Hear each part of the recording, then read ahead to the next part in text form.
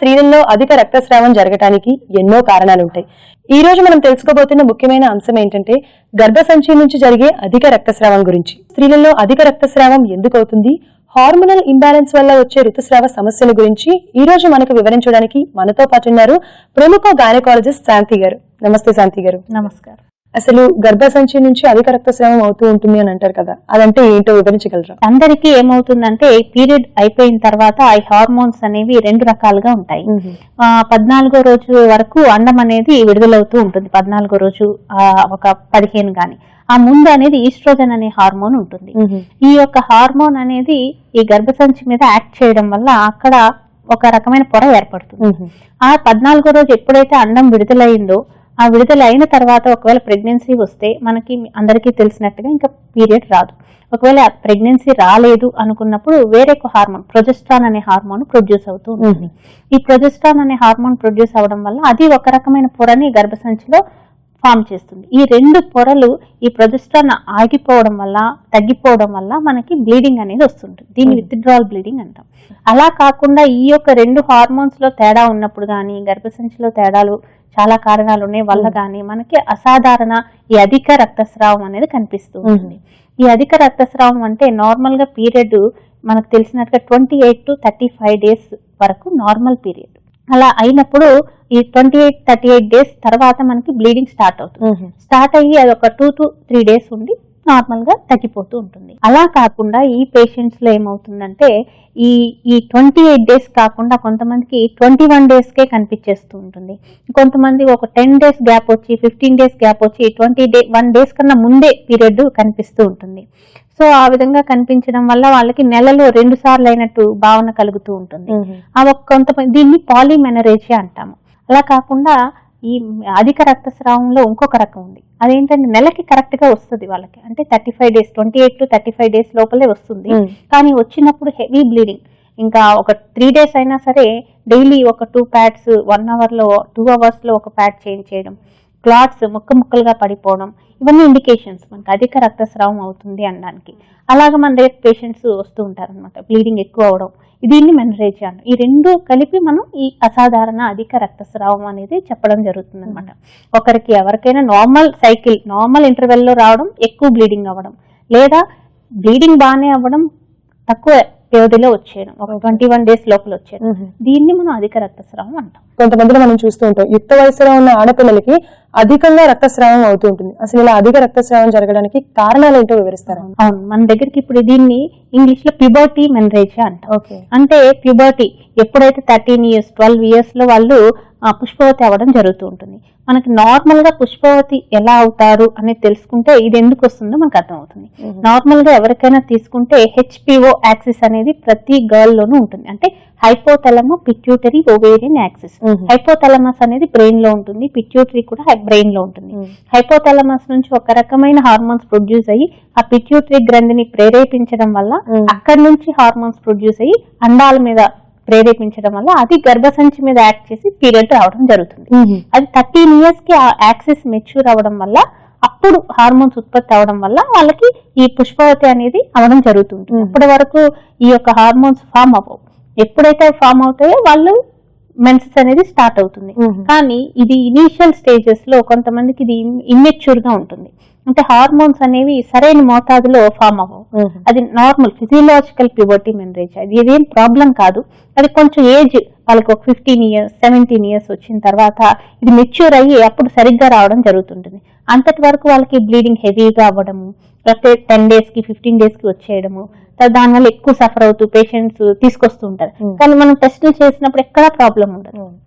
Scanning లో ఏ విధమైన problem అండాల్లో గానీ యూట్రస్ లో గానీ హార్మోన్స్ లో గానీ మన బ్లడ్ టెస్ట్ లో గానీ ఎక్కడ ప్రాబ్లం కనిపించదు. కానీ బ్లీడింగ్ మాత్రం చాలా హెవీగా ఉంటూ ఉంటుంది.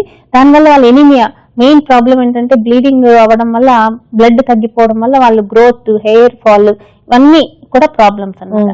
దానికి మేము ఏం చేస్తామంటే దానికి హార్మోన్స్ అనేది ఇవ్వడం జరుగుతుంది. కొన్ని రోజులు ఇచ్చి అవి కంట్రోల్ చేయాలి. మెయిన్ మన టార్గెట్ ఏంటంటే బ్లడ్ లాస్ ని, ఆ ఎక్కువ బ్లడ్ పోతుంది కాబట్టి రక్తము, దాన్ని ఆపగలగాలి. దాన్ని ఆపడానికి హార్మోన్స్ ఇవ్వడం జరుగుతుంది. ఒకసారి వాళ్ళు 20 years అలా వచ్చాక ఆ యాక్సిస్ మెచ్యూర్ అయిపోయి వాళ్ళకి నార్మల్ గానే అది సరి అయిపోతుంది. అలాగే పీసీఓడి అని కూడా వింటూ ఉంటాం. అవును. అసలు ఈ పీసీఓడి అంటే ఏంటో చెప్పగలరా? పీసీఓడి అనేది పాలిసిస్టిక్ ఓవేరియన్ డిసీజ్. ఇది కూడా హార్మోన్ల ఇంబ్యాలెన్స్. హార్మోన్ ఇంబ్యాలెన్స్ వల్ల వాళ్ళకి బ్లీడింగ్ ప్రాబ్లమ్స్ తలెత్తుతూ ఉంటాయి. వీళ్ళలో నేను ఇందాక చెప్పినట్టుగా ఈస్ట్రోజన్ ప్రొజెస్ట్రాన్ అనేవి ఇంబ్యాలెన్స్ అయిపోతాయి. వీళ్ళ అండం అనేది విడుదల కాదు. దానివల్ల ఈస్ట్రోజన్ హార్మోన్ తర్వాత ప్రొజెస్ట్రాన్ రావాలి, కానీ రాదు. ఈస్ట్రోజనే ఉంటుంది త్రూ అవుట్ ద నెలంతా కూడా బాడీలో ఈస్ట్రోజనే ఉంటుంది. మనకి ప్రొజెస్ట్రాన్ ఆగిపోవడం వల్ల సాధారణంగా మెన్సెస్ బ్లీడింగ్ అనేది కనిపిస్తూ ఉంటుంది, అది తక్కువగా ఉంటుంది. కానీ ఇక్కడ ఈస్ట్రోజన్ ఆగిపోవడం వల్ల, ఈస్ట్రోజన్ తగ్గడం వల్ల బ్లీడింగ్ కనిపిస్తుంది. అది చాలా హెవీగా ఉంటుంది. ఈస్ట్రోజన్ విత్డ్రావల్ బ్లీడింగ్ అనేది చాలా హెవీగా ఉంటుంది. దానివల్ల వీళ్ళకి ఎక్కువ బ్లీడింగ్ అవ్వడం జరుగుతుంది.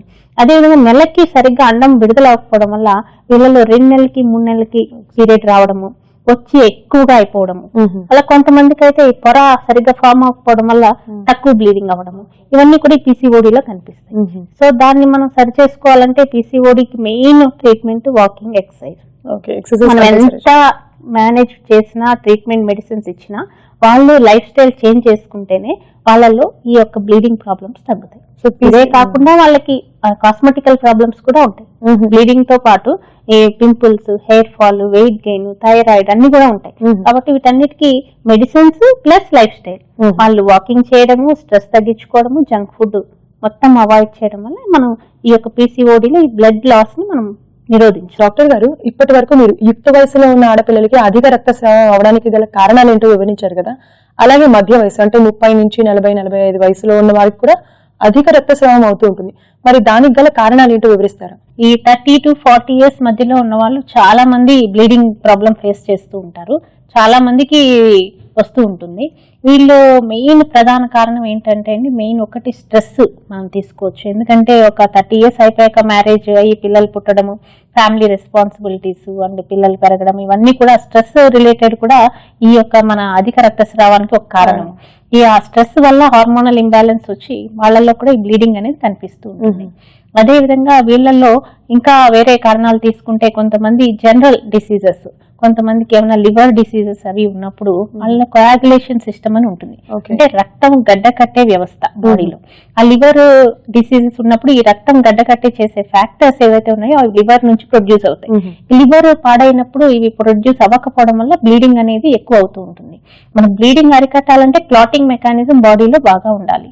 ఈ క్లాటింగ్ మెకానిజం ఎప్పుడైతే డిఫెక్ట్ ఉంటుందో, అది సరిగ్గా ఉండదో, వెంటనే మనకి బ్లీడింగ్ ప్రాబ్లం కనిపిస్తూ ఉంటుంది.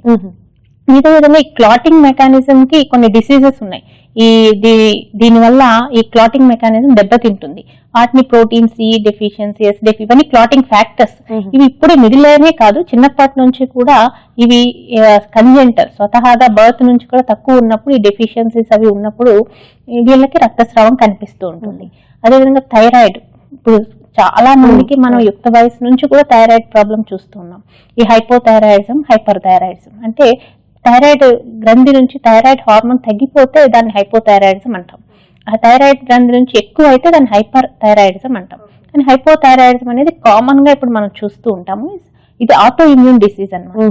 అంటే మన బాడీకి అగైనెస్ట్ గా మన బాడీలోనే యాంటీబాడీస్ ఉంటాయి, అది మన ఓన్ బాడీని డిస్ట్రాయ్ చేస్తూ ఉంటాయి. ఈ థైరాయిడ్ గ్రంథి యొక్క టిష్యూని, ఆ కణజాలాన్ని డిస్ట్రాయ్ చేయడం వల్ల అక్కడి నుంచి హార్మోన్ ఉత్పత్తి అవ్వదు. దానివల్ల మనం బయట నుంచి అది కనిపెట్టి ఇవ్వాలి. లేకపోతే ఈ హార్మోన్స్ అనేవి మళ్ళీ ఇంబ్యాలెన్స్ అయ్యి మళ్ళీ అధిక రక్తస్రావం కనిపిస్తూ ఉంటుంది.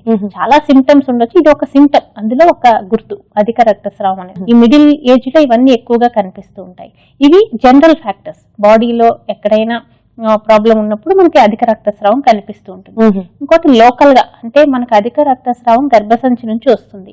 గర్భసంచిలో ఏమైనా ప్రాబ్లంలు ఉన్నప్పుడు, దాని చుట్టుపక్కల ఉన్న అండాల్లో ప్రాబ్లం ఉన్నప్పుడు కూడా మనకి అధిక రక్తస్రావం కనిపిస్తూ ఉంటుంది. అండాల్లో ఏమైనా ట్యూమర్స్, ఓవేరియన్ ట్యూమర్స్ అంటాము, లేదా అండాల్లో ఇన్ఫెక్షన్ ఉన్నప్పుడు కూడా ఇది కనిపిస్తూ ఉంటుంది. మనం గర్భసంచికి వస్తే గర్భసంచిలో గడ్డలు, ఇంకా పాలిప్స్ ఇవన్నీ ఉండడం వల్ల, లేకపోతే గర్భసంచిలో ఇన్ఫెక్షన్, ఎండోమెట్రైటిస్ అంటాం, ఈ విధంగా ఉండడం వల్ల కూడా మనకి అధిక రక్తస్రావం కనిపిస్తూ ఉంటుంది. తర్వాత గర్భాశయంలో చాలా మందికి చిన్నప్పటి నుంచే ఒక గర్భాశయం ఒక్కటిగా ఉండకుండా 2గా ఉండడం జరుగుతుంటుంది. గర్భాశయ ఆకారంలో లోపాలు అవి చిన్నప్పటి నుంచే ఉంటాయి, కానీ ఇప్పుడు మేనిఫెస్ట్ అవుతాయి. సో వాళ్ళల్లో కూడా అధిక రక్తస్రావం అంటే 2 యూట్రస్ బైకార్నియేట్ యూట్రస్ అంటాము, 2 యూట్రస్లు ఉంటాయి, 2 క్యావిటీస్ ఉంటాయి. అలాంటి ఆకారంలో మార్పులు ఉన్నా, లేకపోతే గర్భాశయం యొక్క పొజిషన్ వాళ్ళకి ముందుకి పడిపోయి ఉంటుంది, అలా కాకుండా వెనక్కి పడినప్పుడు ఆ పొజిషన్ లో తేడా ఉన్నప్పుడు కూడా మనకి అధిక రక్తస్రావం కనిపిస్తూ ఉంటుంది.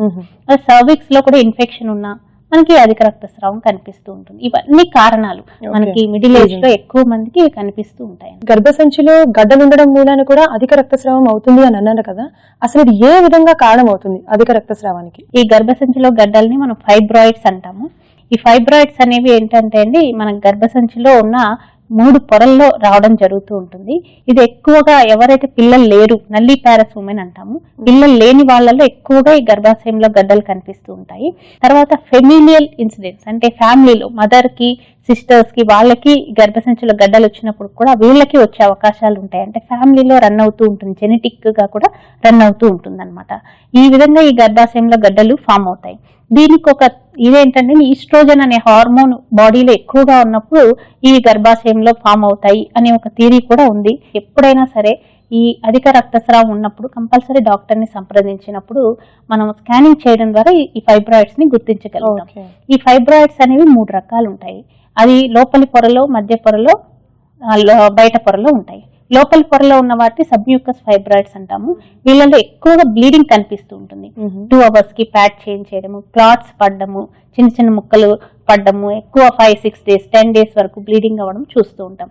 అదేవిధంగా ఇంట్రామ్యూరల్ ఫైబ్రాయిడ్స్ అంటే గర్భసంచి మధ్య పొరలో ఫైబ్రాయిడ్స్.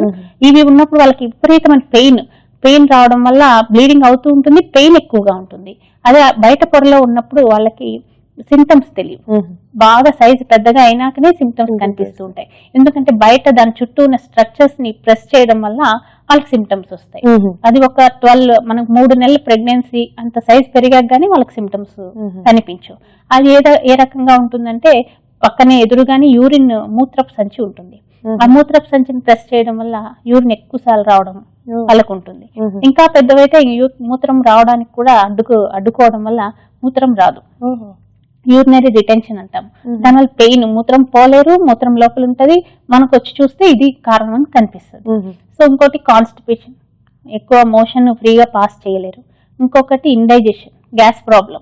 మనకి ఫైబ్రాయిడ్ ఉన్నప్పుడు పెద్దగా ఉన్నప్పుడు గ్యాస్ ప్రాబ్లం కూడా వాళ్ళకి వస్తుంది. కానీ మన గ్యాస్ వల్ల ఎసిడిటీ వల్ల వచ్చింది అని అనుకుంటూ ఉంటారు. వీటిని సబ్సీరోజల్ ఫైబ్రాయిడ్స్ యొక్క లక్షణాలు అనమాట. ఒక్కొక్క ఫైబ్రాయిడ్ లో ఒక్కొక్క లక్షణం బయటపడుతూ ఉంటుంది.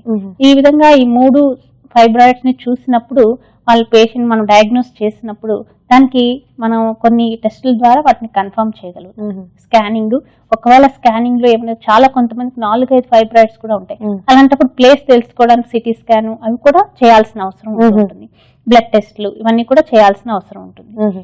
ఇంకా ఈ ఫైబ్రాయిడ్స్ యొక్క చికిత్సకు వస్తే ఎవరికైతే ఫైబ్రాయిడ్స్ చిన్న ఉండి 1 or 2 centimeters ఉండి బ్లీడింగ్ ప్రాబ్లం లేదు, పెయిన్ లేదు, వాళ్ళు నార్మల్ గా ఉన్నారంటే వీటిని మనం ఏమీ ట్రీట్మెంట్ అవసరం లేదు. అంటే వాటంతట అవే కరిగిపోతాయి లేదా ప్రాబ్లం క్రియేట్ చేయవు. ఫైబ్రాయిడ్ ఒక్కసారి వచ్చాక కరగడం అనేది ఉండదు, దానికి మెడికల్ గా ఏమీ మేనేజ్మెంట్ లేదు, కానీ మానిటరింగ్ ఇంపార్టెంట్.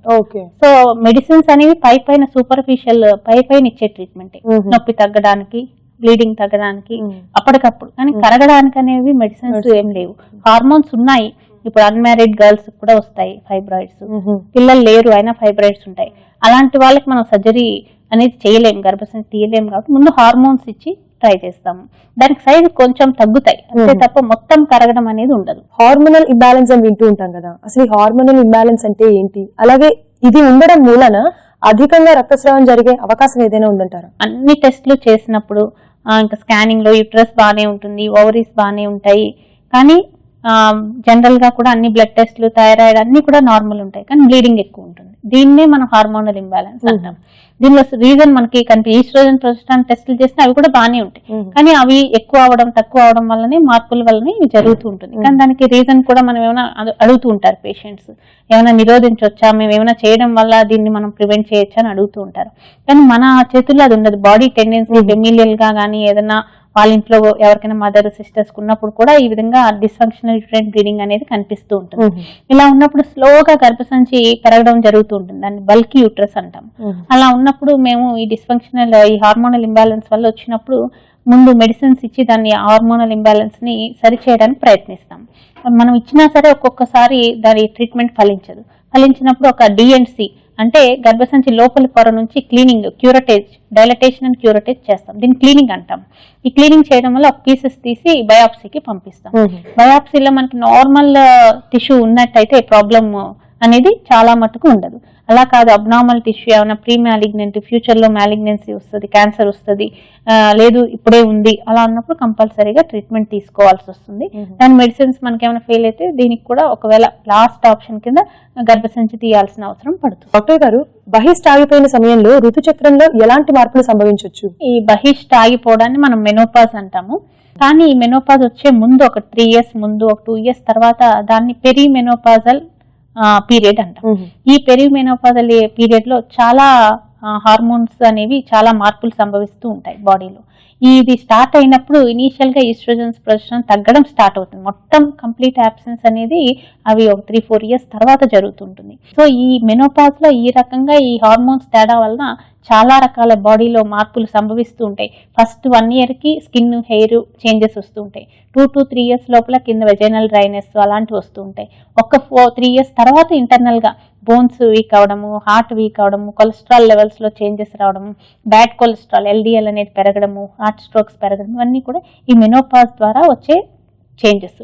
మనకి మెనోపాజ్ వస్తున్నప్పుడు ఈస్ట్రోజన్స్ తగ్గడం వల్ల వాళ్ళకి బ్లీడింగ్ ఎవ్రీ మంత్లీ అవ్వాల్సింది ఒక 2 months కి 3 months కి ఆగిపోయే దశలో ఎలా ఉంటుందంటే నార్మల్ గా ఒక 2 months 3 months కి లేట్ గా వచ్చి బ్లీడింగ్ కొంచెం కనిపించి ఆగిపోతూ ఉంటుంది.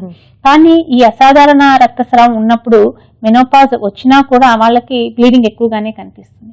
చాలా మంది ఏమనుకుంటూ ఉంటారంటే 2 నెలలకి 3 నెలలకు ఎక్కువ బ్లీడింగ్ అవుతుంటే మెనోపాజ్ ఆగిపోతుంది అని డాక్టర్ ని సంప్రదించరు. కానీ అది అబ్నార్మల్ మెనోపాజ్. నార్మల్ మెనోపాజ్ అంటే బ్లీడింగ్ ఎప్పుడు తక్కువే ఉండాలి. గ్యాప్ అనేది అలా వచ్చి 6 నెలలకి అలా వచ్చి మొత్తం 1 year కి ఆగిపోతుంది. మెనోపాజ్ అంటే ఒక 1 year వరకు బ్లీడింగ్ లేదు, రక్తస్రావం లేదు అంటే దాన్ని మెనోపాజ్ అని డిక్లేర్ చేస్తాం. అది మెనోపాజ్. కానీ ఎప్పుడైతే ఈ మనం అనుకున్నట్టుగా అధిక రక్తస్రావం ఒక 10 days 15 days అయ్యి మళ్ళీ 3 months కి 4 months కనిపిస్తుంటే కంపల్సరీ డాక్టర్ ని సంప్రదించాల్సి ఉంటుంది. హెచ్ఆర్టీ అంటే హార్మోనల్ రీప్లేస్మెంట్ థెరపీ అంటూ ఉంటారు కదా, అసలు హార్మోనల్ రీప్లేస్మెంట్ థెరపీ అంటే ఏంటి? అలాగే ఋతుచక్రం ఆగిపోయిన స్త్రీలపై ఇది ఏ విధంగా ప్రభావం చూపుతుంది? ఓల్డ్ ఏజ్, ముసలితనం అనేది స్టార్ట్ అవుతుంది. మెనోపాజ్ ఆగిపోయింది అనగానే బాడీ మీద ఎఫెక్ట్ పడుతుంది, మొత్తం అన్ని ప్రాబ్లమ్స్ స్టార్ట్ అవుతాయి. కాబట్టి చాలా మంది లేడీస్ బయట నుంచి హార్మోన్స్ రిప్లేస్ చేస్తూ ఉంటారు. ఈస్ట్రోజన్స్, ప్రొజెస్టెరాన్ పిల్స్ అనేవి దొరుకుతాయి, ప్యాచెస్ దొరుకుతాయి, వాటిని వాడుతూ ఉంటారు. కానీ వాటి వల్ల మనకి ఫెమినిటీ అనేది మెయింటైన్ అవుతుంది. దానికోసం ఫెమినిటీ మెయింటైన్ చేయడానికి వాళ్ళు పేషెంట్స్ వాడుతూ ఉంటారు. అదే hormone replacement therapy. And bones strong గా ఉండడానికి అన్నిటికీ వాడుతూ ఉంటారు. కానీ దానివల్ల మనకి ఎంత ఉపయోగాలు ఉన్నాయో నష్టాలు కూడా అన్నీ ఉన్నాయి. దాని వల్ల మనకి ఏమవుతుందంటే ఈస్ట్రోజన్స్ ఎక్కువ ఇవ్వడం వల్ల బయట నుంచి బ్రెస్ట్ క్యాన్సర్స్, ఒవేరియన్ క్యాన్సర్స్ ఎక్కువ వచ్చే అవకాశాలు ఉన్నాయి. అందుకే మనకి మనం వెస్టర్న్ కంట్రీస్ లో తీసుకుంటే బ్రెస్ట్ క్యాన్సర్స్ అన్ని కూడా దీనివల్లే. మెయిన్ రీజన్ ఏంటంటే హార్మోన్ రిప్లేస్మెంట్ థెరపీ వల్లే వస్తాయి వాళ్ళకి. మనకి అది ఎవరైతే తీసుకుంటారో వాళ్ళు కంపల్సరీ మానిటరింగ్ చేయించుకోవాలి. రోజు టాబ్లెట్ వేసేసుకుంటానంటే కుదరదు. రిస్క్ తీసుకొని టాబ్లెట్ వేసుకున్నప్పుడు every yearly breast checkup, ovarian checkup అన్ని చేయించుకుంటూ ఉండాలి. ఏమైనా మ్యాలిగ్నెన్సీ వస్తుంది, క్యాన్సర్ వస్తుంది అన్నప్పుడు వెంటనే దాన్ని స్టాప్ చేయాల్సి ఉంటుంది. ఆ విధంగా చేయడం వల్ల మనం ఇలాంటి సైడ్ ఎఫెక్ట్స్ ని మనం ప్రివెంట్ చేయొచ్చు. అదేవిధంగా బ్లడ్ క్లాట్ అయ్యే ఛాన్సెస్ కూడా ఎక్కువ ఉంటాయి. మనం ఈస్ట్రోజన్స్ హెచ్ఆర్టీలో ఇచ్చినప్పుడు బ్లడ్ క్లాట్ అయ్యే ఛాన్స్, అది బ్రెయిన్ లో క్లాట్ అయింది అనుకోండి పెరాలసిస్ వచ్చే ఛాన్స్ ఉంటుంది. హార్ట్ లో క్లాట్ అయితే హార్ట్ స్ట్రోక్, కార్డియాక్ అరెస్ట్ ఇలాంటివన్నీ వచ్చే అవకాశాలు ఉంటాయి. కాబట్టి చాలా కేర్ఫుల్ గా హెచ్ఆర్టీని మనం వాడాల్సి ఉంటుంది. అంత ఈజీగా తీసుకొని వాడకూడదు. దానికి సైడ్ ఎఫెక్ట్స్ రాకుండా కొన్ని ఫైటో ఈస్ట్రోజన్స్ అని ప్లాంట్ నుంచి తీసిన ఈస్ట్రోజన్ ప్రిపరేషన్స్ వస్తున్నాయి. అవి వాడడం వల్ల వీటిని మనం చాలా మటుకు నిరోధించవచ్చు. ఈ మెయిన్ మెనోపాజ్ ఆగిపోయిన తర్వాత కొంతమందికి 1 year కి 2 year కి బ్లీడింగ్ కనిపిస్తుంటుంది. 1 year ఆగిపోయిన తర్వాత వీళ్ళలో మెయిన్ హెచ్ఆర్టీ వాడే వాళ్ళలో బ్లీడింగ్ మళ్ళీ కనిపిస్తుంది. అలాంటప్పుడు ఎండోమెట్రియల్ క్యాన్సర్ వచ్చే అవకాశం ఉంటుంది, గర్భాశయానికి క్యాన్సర్. వెంటనే వాళ్ళు డిఎన్సి టెస్ట్, బయాప్సీ తీయించుకొని అందులో ఏమైనా ప్రాబ్లం ఉంటే దాని ప్రకారం ట్రీట్మెంట్ కి వెళ్లాల్సి ఉంటుంది. చివరిగా స్త్రీ ఆరోగ్యం గురించి మీరు మా ప్రేక్షకులకి ఇచ్చే సందేశం ఏంటి? స్త్రీ ఆరోగ్యం అనేది చాలా ఇంపార్టెంట్. ఒక కుటుంబాన్ని తీసుకుంటే దానికి మెయిన్ పట్టు స్త్రీలోనే ఉంటుంది. స్త్రీ బాగుంటేనే భర్త గాని పిల్లలు గాని అందరూ ఆరోగ్యంగా ఉండడం, వాళ్ళు ఎదగడానికి చాలా సహాయపడుతుంది. కాబట్టి ఒక స్త్రీ ఎప్పుడు తన ఆరోగ్యాన్ని నెగ్లెక్ట్ చేస్తూ ఉంటుంది కుటుంబం తీసుకుంటే. కానీ ఇప్పుడు మాత్రం ఈ కాలంలో ఉమెన్ మాత్రం ఆ విధంగా చేయకూడదు. ముందు వాళ్ళ ఆరోగ్యాన్ని చూసుకోవాలి. వాళ్ళ ఆరోగ్యం చూసుకుంటేనే ఫ్యామిలీలో అందరి ఆరోగ్యం బాగుంటుంది. కాబట్టి కంపల్సరీ ఏ ప్రాబ్లం వచ్చినా సరే ఇంట్లో వాళ్ళకు ముందు చెప్పాలి, తర్వాత డాక్టర్ని సంప్రదించి డాక్టర్ చెప్పింది వినాలి, డాక్టర్ చెప్పింది విని దాన్ని పాటించాలి. దాన్ని పాటించడం వల్ల ఈ విధమైన ఏ సమస్యల్లోని అన్నిటి నుంచి మీరు ఫ్యామిలీని కాపాడుకోగలుగుతారు.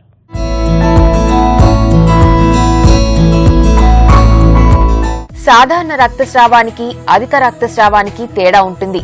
అధిక రక్తస్రావానికి ప్రధాన కారణం ఒత్తిడి, దాని వల్ల వచ్చే హార్మోన్ల అసమతుల్యతలు.